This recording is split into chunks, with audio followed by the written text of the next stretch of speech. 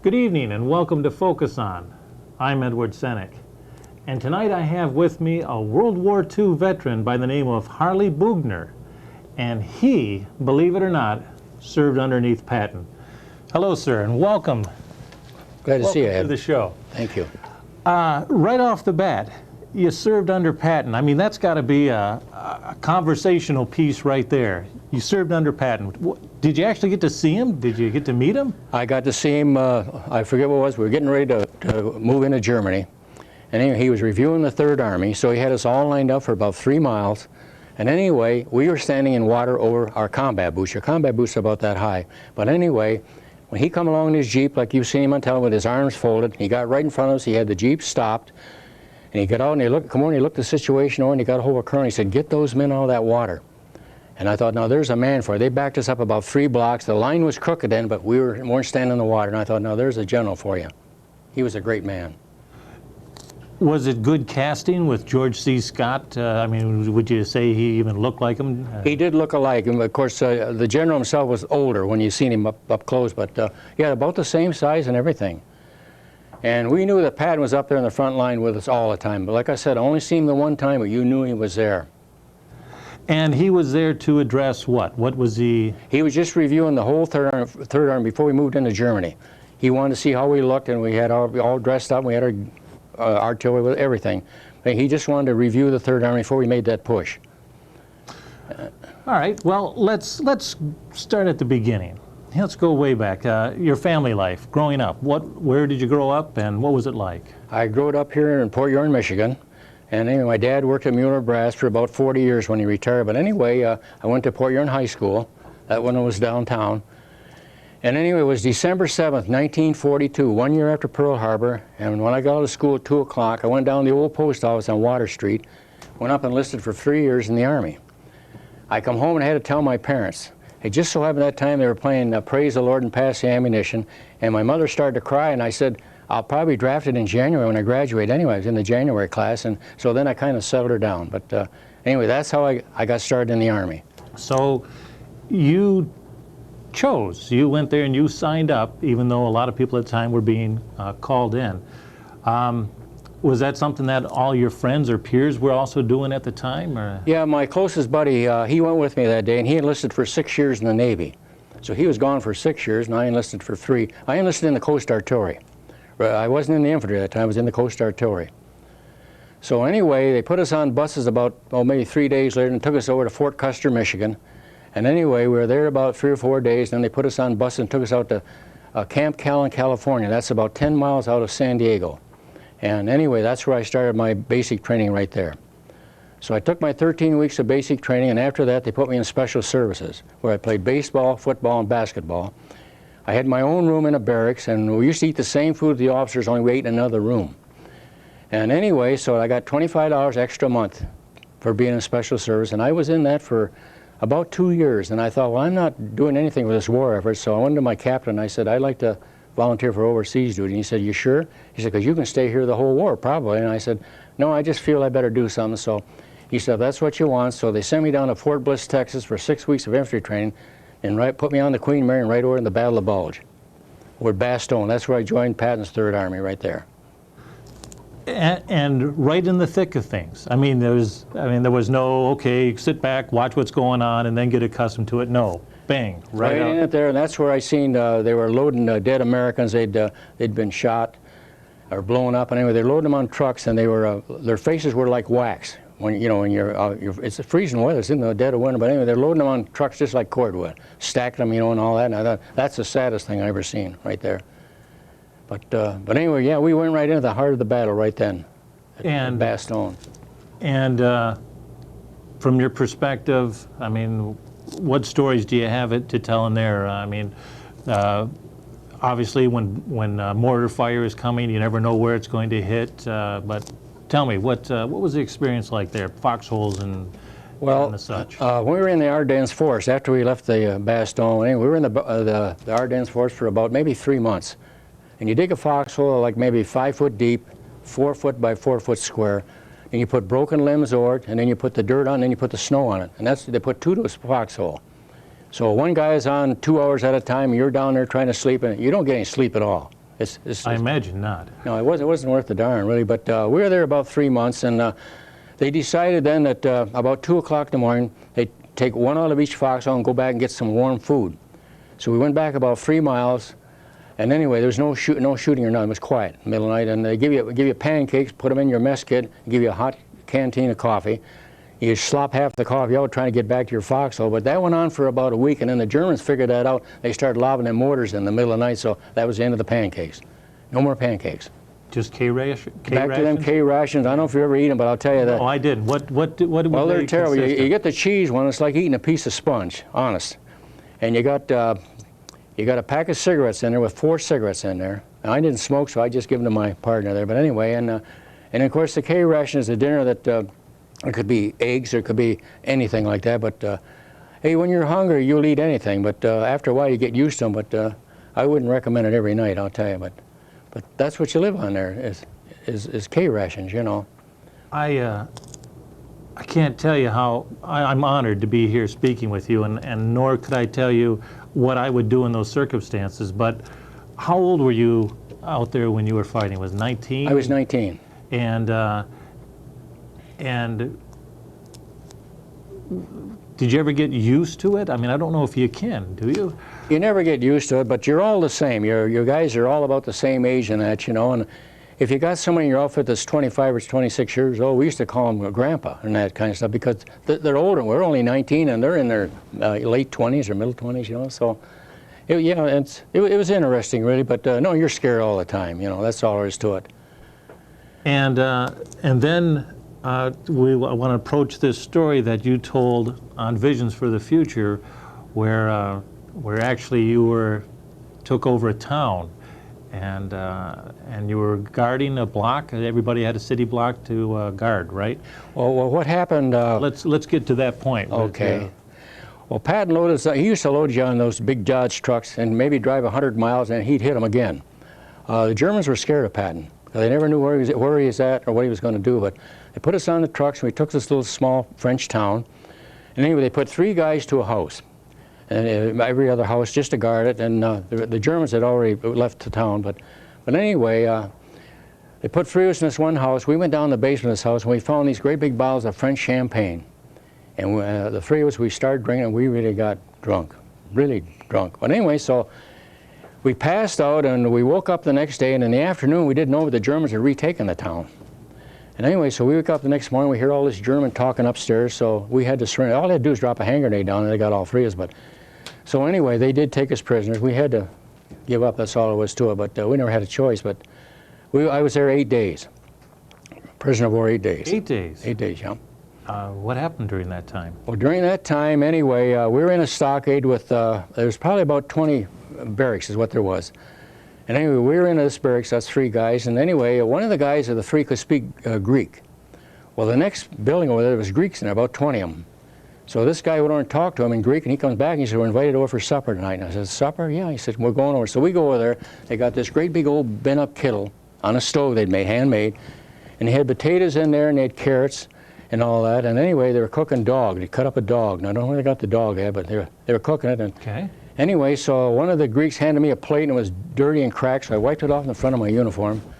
And anyway, I give it back to him, and he put this there like slop on it. And so he handed me my plate and gave me an old spoon. You know how you can eat something and not smell it? You got to eat it real fast, so. Well, I ate it real fast, and I laid the plate down, and the Greek picked it up, and I said, "Tell me I don't want any more." He said, "Well, you can't tell me." I said, "We're visitors here tonight." He said, "Eat the next one slow." I never did eat the second one. I just left it lay there, but I'll tell you, I did eat dog, but you got to remember, near the end of the war, the Germans were eating horse meat. They were killing horses and cutting chunks out of the hips and that, and that's what they were living on. So I guess dog isn't too bad compared to horse. How is it that you had 8 days? It just so happened that it took 8 days before Patton came back. This time he came with his tanks. He came with tanks, and he really took the town in a hurry. But when we went in, we had no tank support. Okay. And so they just left you? I mean, here you were a prisoner of war at the time. They just left, or were they taken? No, the Germans left all of us. They got out of there in a hurry. When Patton come in with those tanks, they moved out in a hurry. So during this brief time, were you treated well? We were treated well. We weren't beat up or anything like that. We were treated well. This was the regular German army. Now, if this would have been SS troopers, they'd have killed us, and we know that. They didn't fool with prisoners at all, but the regular German army were guys similar to ourselves. And anyway, no, we were treated well. And how about the facing up to the fact of how you got captured in the first place? I mean, did anybody say what happened? Well, it was kind of embarrassing for us three, and imagine. We never did tell them that we were drinking or anything like that, but we just got taken. That's all. But we went back to our outfit, and we were okay after that. Did you ever find out how the city was taken back so quickly? I mean, overnight it was taken back over? That well, we didn't have enough men really. We only had the 134th Infantry Company, but anyway, we never had no tanks with us.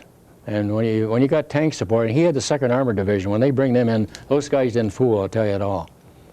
I'll tell you another thing. We took another town in France, and we had the 2nd Armored with us, and the town had just evacuated in a hurry. That's the way Patton operated. He didn't fool around. When he went in a hurry. But anyway, a couple of tanks pulled up in front of a bank, and they blew the whole front of the bank out. And right next door was a jewelry store. And we went into the bank, and they had all kinds of money there. They had French, they had Swiss, and they had German money. And at 19 years old, I don't know the difference. I know what American money is, but I didn't know about it anyway. So we threw out our gas masks, and I loaded $100,000 bills into my gas. I must have had $1 million in my gas mask. But anyway, and I brought that home with me. And at the time when I brought it home, my father-in-law was vice president of Michigan National Bank. Anyway, he said, you took the German money. That's pre-war. It was no good. If you'd have taken the Swiss or the French money, that was good. But I didn't know the difference. And we went next door to the jewelry store. You know, there's all kinds of rings. We just scooped up handfuls of gold rings and put them in our gas mask holder there. But anyway, when I got wounded, somebody took all that stuff except the money. They left the money there. They knew it wasn't any good, I guess, and I didn't know that. But they took the rings out of there, and I had a P-38 in there I got, and they got that too. All right, let's go back to that. So you were out during the day, during the night, and you got wounded. Let's talk about that. I got wounded in the Ardennes forest. That's like I said, you have foxholes there, but you got to get on them once in a while. And a mortar shell came in. The first one came in was a dud, and it landed about 5 feet from me. It didn't do nothing, just sunk in the ground. The next one did go off, and I got a piece of shrapnel on my hip. So they put me on a jeep and took me back about 5 miles and took the shrapnel out and bandaged up, and I went back and joined my outfit the next morning. So and so it was a fellow comrade that took away all the rings and stuff from you? Somebody did. I mean, yeah. I don't know who had them, but that was okay. But because they didn't mean that much, you know. The P-38 was a nice collector's item, but the rings were probably worth something. Whether I ever got them back or not, I don't know. You know, back to the States. But you know, I had an interesting time in the Army, and I think I don't know if I told you about the last time I broke my arm. I fell out of a truck. And that's they put me on a C-54 and took me to Paris, France, you know. And anyway, my arm was in an airplane splint like this. And I would go down the mess hall, and the German prisoners of war serving you, and I could only carry so much because I'm right-handed. And anyway, I was losing weight in the hospital. I went to the head nurse, and I said, you know, I tried to get sections, but the mess sergeant said, you can only come in line one time. And I said, I can only carry so much, and I'm losing weight. She said, well, I'll take care of that. So she sat down and she wrote a letter to the mess sergeant, put it in an envelope. She didn't seal it. She said, you go down and give him that letter right now. So I go down there. On the way, I stopped and I opened it up and I read it. It said, please give this soldier food anytime during 24 hours, whatever he wants. He's got to start eating.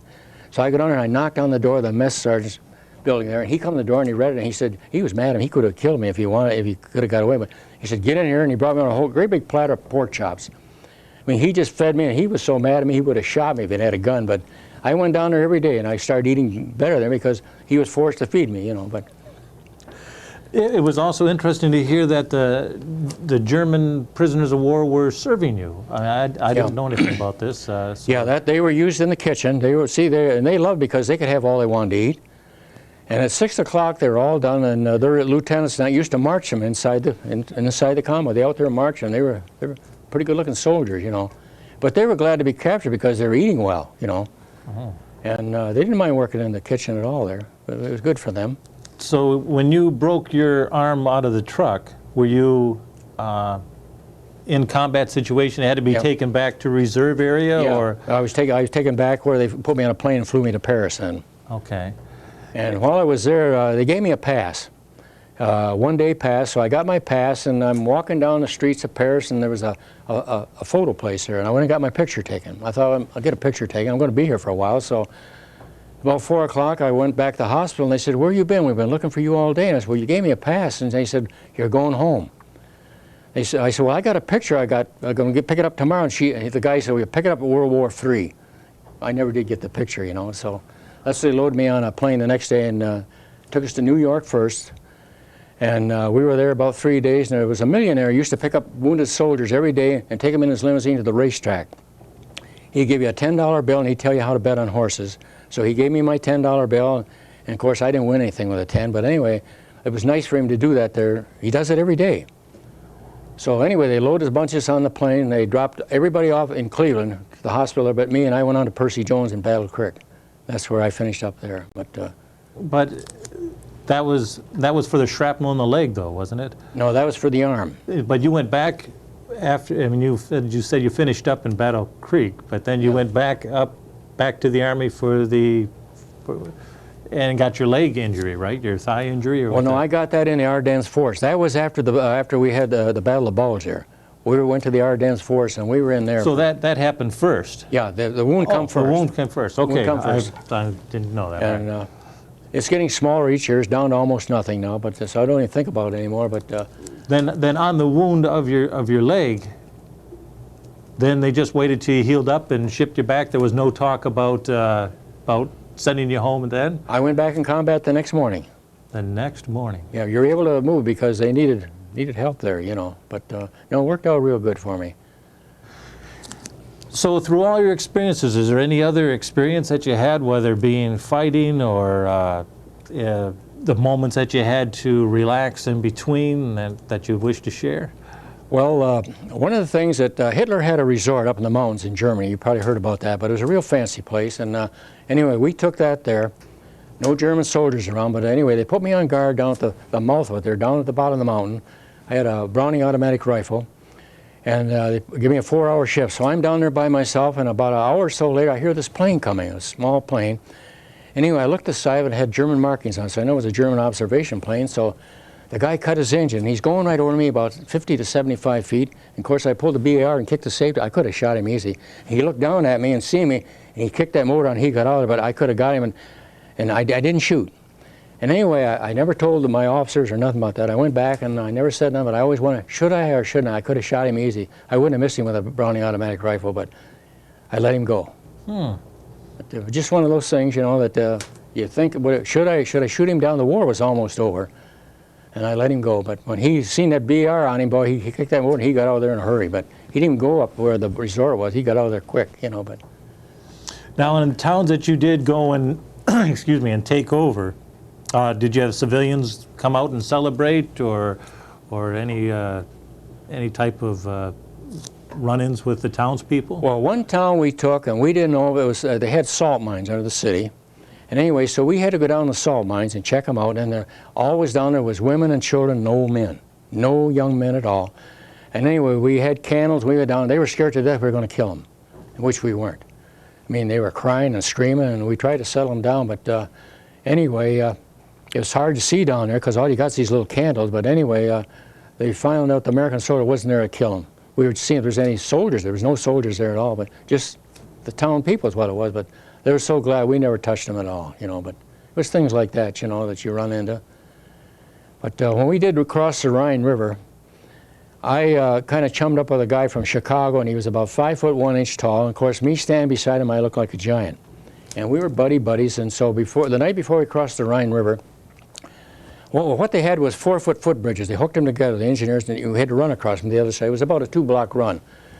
But anyway, him and I made a pact that I had his parents' address and he had mine. In case one of us got it, we'd keep in contact with the other one. So, but anyway, so we're running across that bridge, and he's about 10 foot ahead of me.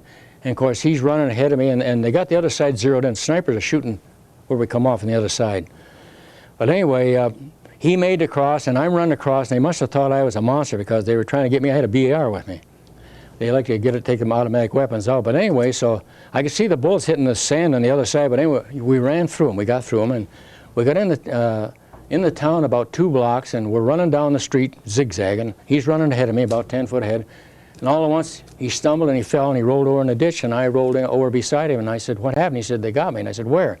He rolled over and his combat boot had a hole in it. They shot him through the leg. And I said, "Where'd it come from?" And he said, "That third house on the left side, the yellow house." And I said, "You stay here and I'll get him." So I zigzagged and I run. I kicked the front door of that house in, and I had my BAR and I opened up. There would be no prisoners taken that day, I'll tell you. I blasted all through that place. What happened? The snipers, they got out the back door and run into the woods, so I never got them.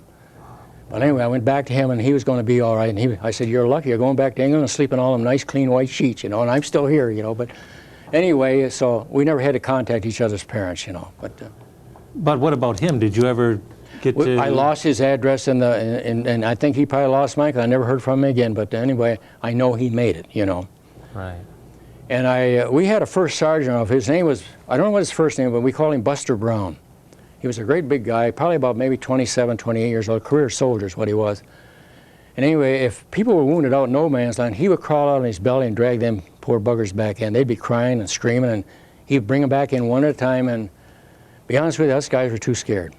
We would watch him, and he'd go out there and bring them back. When he got away with that for about 3 months, and finally one day they got him. They shot him through the knee. And I never seen him again. But if he never got the Congressional Medal of Honor, he certainly deserved it. He was a brave man. That was the bravest soldier I ever seen. But now this picture that's behind me, of course, this is when you just enlisted? No, this is 1945 when I came home. Oh, okay. Yeah. I'm surprised it survived all these years, you know. And that's the uniform that we see. This is it right here. You. This is it right here, you know. And if you just want to turn over a little bit and then take a look at those medals there and tell me about each one, what each one stands for. Well, most of these here, of course, you know, this is the Bronze Star right here, and this is the Purple Heart. The only 2 medals ahead of them is your Silver Star and your Congressional Medal of Honor, which I didn't earn, I know that. But the rest of these here are all for victories. This one's got 3 stars on it. This is the 3 major battles I was in Europe, you know. And these are victory medals and that.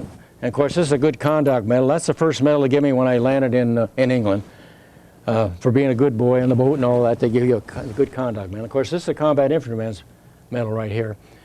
When you're in combat, you get an automatic $5 a month raise. And that's, from then on, you always get it. Even when you're out of combat, you still get it, as long as you're in the service. But it's nice to have that, I think, you know.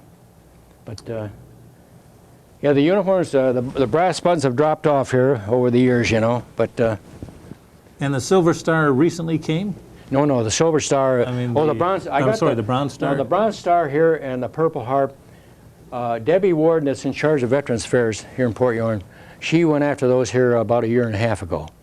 And I just got them in the mail April 13th, which is 63 years and 8 days late since I got them. But if you look at the back of these here, your name is engraved on it. They engrave your name right on the back of this, and also the Silver Star. They put your name right on there. So it's always yours, you know.